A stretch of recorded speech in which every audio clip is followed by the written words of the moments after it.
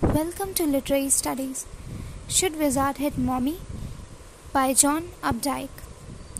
Jack एक 4 साल की लड़की का फादर है जो कि अपनी बेटी जो को हर शाम को सुलाने के लिए अलग अलग तरीके की कहानियाँ सुनाता है। ये कहानियाँ ऑलमोस्ट सिमिलर होती हैं, बस उनमें थोड़ा थोड़ा ही डिफरेंस होता है। जैक ने इस बार भी जो को वैसी एक कहानी सुनाई, बट इस बार जो कहानी ख़त्म होने के बाद एक बहुत ही डिफ़िकल्ट मॉरल क्वेश्चन रेज करती है। पर जैक अपने एक्सप्लेनेशन के बाद भी जो को अपने व्यू पॉइंट से कन्विंस नहीं कर पाता है। सो लेट्स फाइंड आउट कि आखिर जो ने ऐसा क्या पूछा था एंड क्यों पूछा था।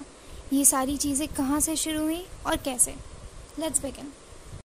आज की तरह ही हर शाम और शनिवार को शाम को सोते समय जैक अपनी बेटी जो को अपने मन से कोई ना कोई कहानी सुनाता था और अब तक ये एक रिवाज बन चुका था।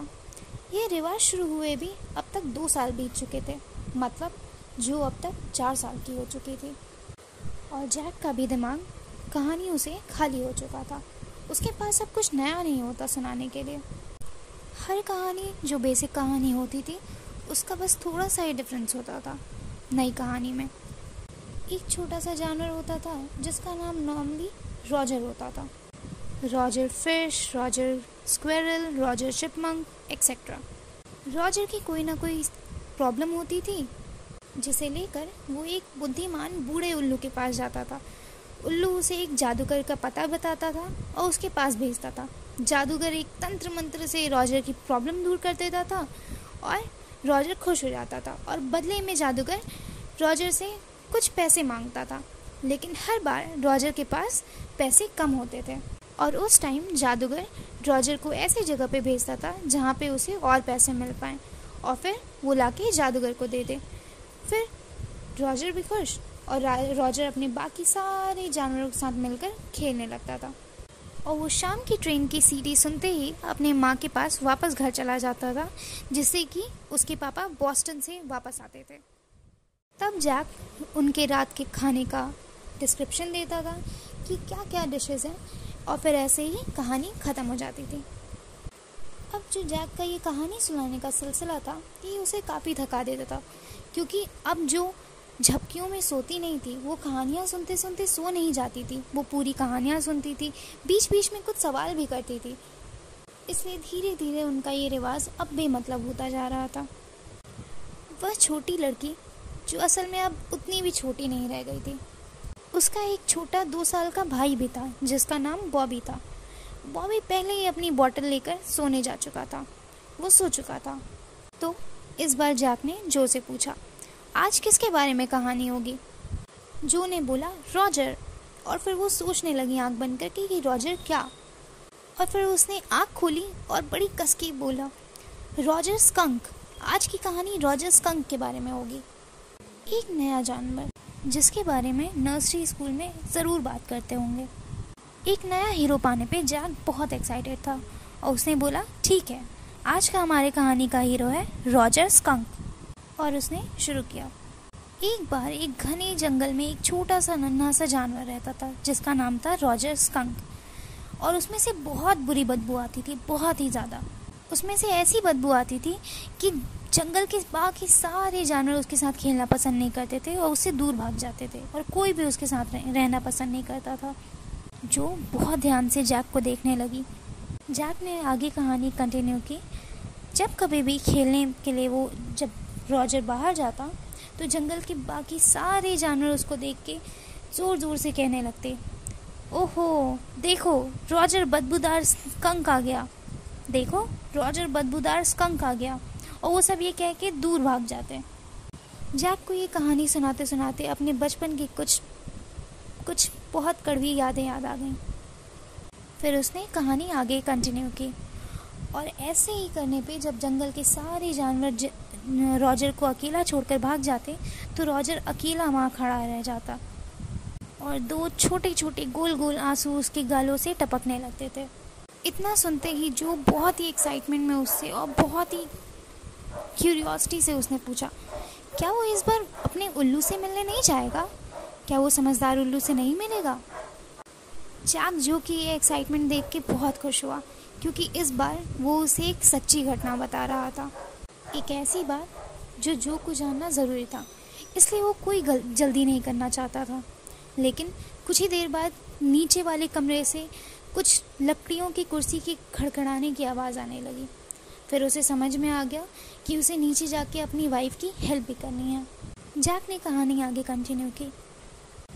रॉजर ऐसे ही दुखी, रोते हुए, उदास होते हुए चलते चलते आगे एक बहुत बड़े से पेड़ के नीचे आया।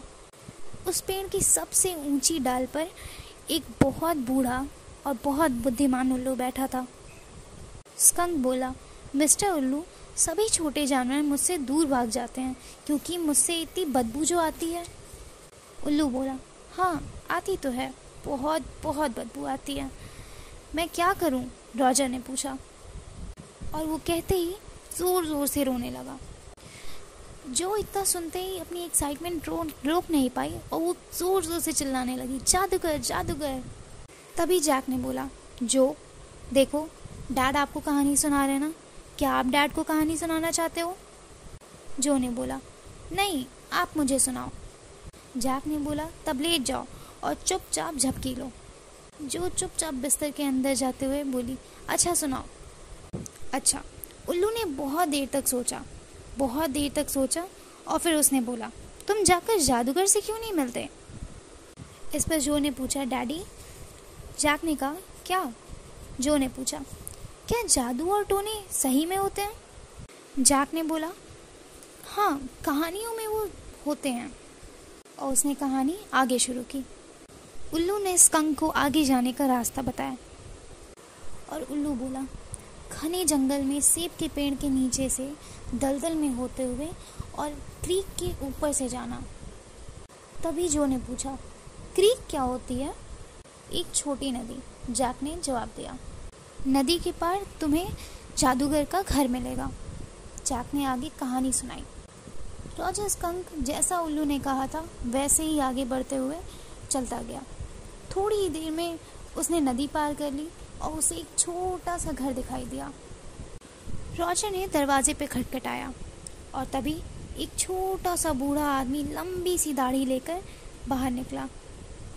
उस आदमी ने छोटी सी एक पॉइंटेड सी लंबी सी हैट भी पहन रखी थी।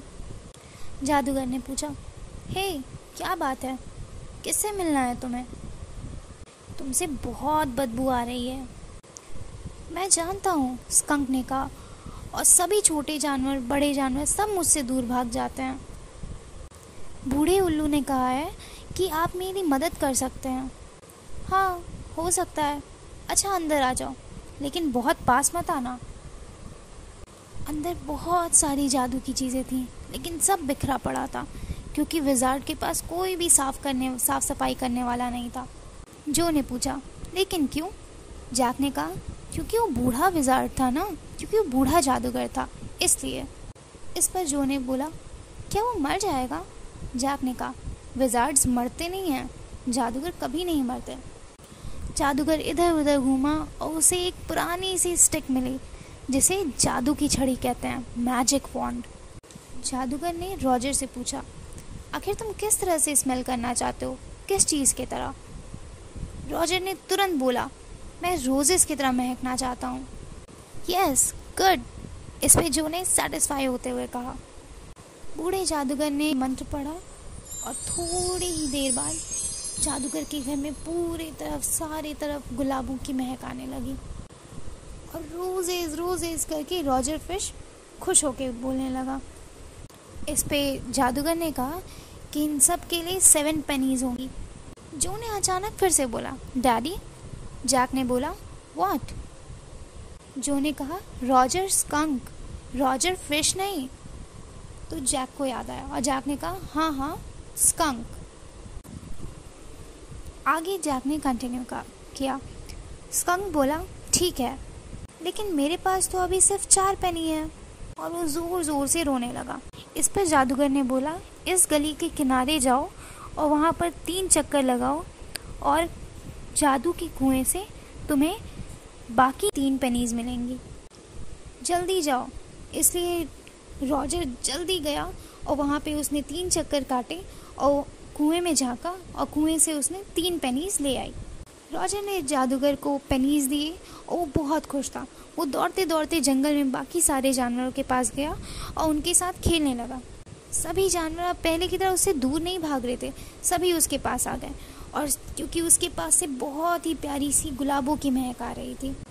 उन सब ने मिलकर बहुत सारे गेम्स खेले, बहुत सारे। वे सब ऐसे ही शाम तक खेलते रहे और ज़ोर ज़ोर से हंसते रहे। फिर धीरे धीरे अंधेरा होने लगा था। अब सारे ज़ोर ज़ोर से दौड़कर अपने मम्मियों के पास चले गए। जो को लगा कि कहानी ख़त्म हो गई, और ऐसी सिचुएशन जैक को बिल्कुल भी पसंद नहीं थी। उसने पूछा, जो क्या तुम अब सुन नहीं रही हो? क्योंकि आगे कहानी बहुत इंटरेस्टिंग होने वाली है। रॉजर स्कंक की मम्मा ने बोला, ये अजीब सी बदबू कैसी है? रॉजर ने बोला कि क्या बदबू? ये मैं हूँ मम्मा, मुझ में से गुलाबों की खुशबू आती है अब। मम्मा स्कंक ने बोला, तुम्हें ऐसी खुशबू किसने दी? ऐसी तुम्हें गंध किसने दी? स्कंक ने जवाब दिया, जादूगर ने। मम्मा स्कंक ने बोला, अच्छा उसकी ये हिम्मत? तुम मेरे साथ चलो, हम सीधे उस दुष्ट जादूगर के पास चलेंगे। इस पर स्कंक ने बोला, लेकिन मम्मा मुझ में से बहुत गंदी बदबू आती थी, सारे जानवर मुझसे दूर भाग जाते थे, मेरे साथ कोई नहीं खेलता था, मुझे इससे कोई फ़र्क नहीं पड़ता। तुम में से वैसी ही स्मेल आती थी जैसी किसी स्कंक से आनी चाहिए, इसलिए हम सीधे जादूगर के पास जाएंगे। उसने एक छाता ले लिया और सीधे वहाँ से स्कंक के साथ जादूगर के पास गई, और जादूगर के पास जाते ही उसने जादूगर के सर पे एक छाता मारा। इस पे जो ने बोला नहीं, और फिर जो ने बोला, और इसके बाद फिर जादूगर ने मम्मा स्कंक के सर पे मारा होगा और स्कंक को चेंज नहीं किया होगा। जैक ने कहा नहीं। जादूगर ने कहा ठीक है, और इसके बाद स्कंक रोजेस जैसा बिल्कुल नहीं महकता था, वो फिर से बहुत बुरा बदबू करने लगा था। और फिर जो ने कहा, लेकिन वो बाकी सारे छोटे जानवर। जैक ने समझाते हुए कहा, जो ये पापा की कहानी है ना, क्या तुम्हें पापा और कहानियाँ सुनाना बंद कर दें? जैक ने कहानी आगे शुरू की। रॉजर स्कंक और उसकी माँ घर चले आए। थोड़ी देर बाद उन्होंने ट्रेन की आवाज़ सुनी, जिससे रॉजर के पापा बॉस्टन से वापस आने वाले थे।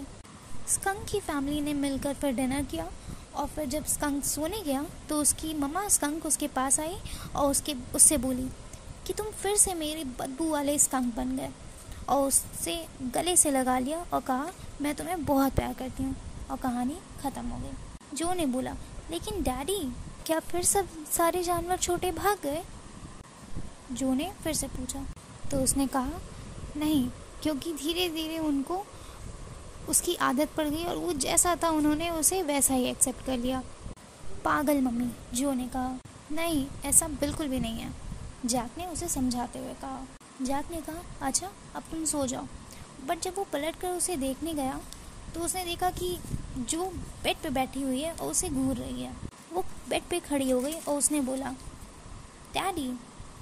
जैक ने कहा, क्या? जो ने कहा, मैं चाहती हूँ कल आप मुझे स्टोरी सुनाएं कि जादूगर ने अपनी छड़ी से मम्मा स्कंक के सर पर मारा। जैक ने कहा, नहीं, ये कोई स्टोरी नहीं है, ऐसी कोई स्टोरी नहीं है। उसने जो को समझाया, बात यह है कि स्कंक बाकी सभी जानवरों से ज़्यादा अपनी मम्मा को मानता था, और वो ये अच्छे से जानता था कि उसकी मम्मा को पता है कि क्या ठीक है।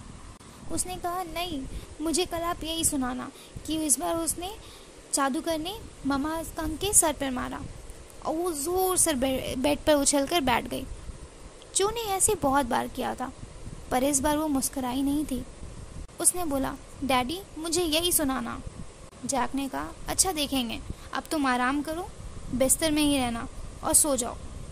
जैक ने दरवाज़ा बंद किया और वो नीचे सीढ़ियों से उतर आया।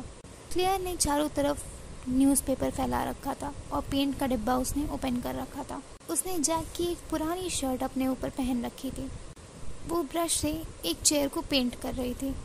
थोड़ी देर बाद जैक को ऊपर से किसी के चलने की पैरों की आहट सुनाई देने लगी।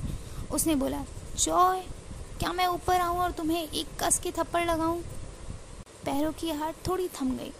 वो काफ़ी लंबी स्टोरी थी, क्लेयर ने कहा। बेचारी बच्ची, जैक ने जवाब दिया। अचानक ही जैक को लगा जैसे वो किसी दुविधा में पड़ गया है, किसी जैसे बीच में फंस सा गया है। उसे कुछ भी करने का मन नहीं कर रहा था, ना अपनी वाइफ से बात करने का और ना ही कोई काम करने का। जैक दुविधा में था, क्योंकि एक तरफ वो ये सोच रहा था कि जो उसकी मम्मा ने अभी तक उसे सिखाया था वो सही है, या एक नए से बच्चे ने, एक जो नई क्यूरियोसिटी के साथ एक बच्चे ने जो सवाल पूछा है वो सही है। और इस अजीब सी दुविधा में उसे कुछ भी करने का मन नहीं कर रहा था। जो पुरानी सोच थी, थोड़ी सी देखने में तो थोड़ी सी पुरानी और थोड़ी सी अगली लग रही थी, लेकिन नई सोच को वो अभी एक्सेप्ट करने के लिए तैयार नहीं था, वो उस चीज़ के लिए रेडी नहीं था। शायद हो सकता है जो का थॉट प्रोसेस इस वे में अलग हो और वो सही भी हो, या हो सकता है जैक की मम्मा भी सही हो और वो इस दुविधा में आगे खड़ा रह गया। Thank you so much. If you like the video, please like, subscribe and share. See you next time.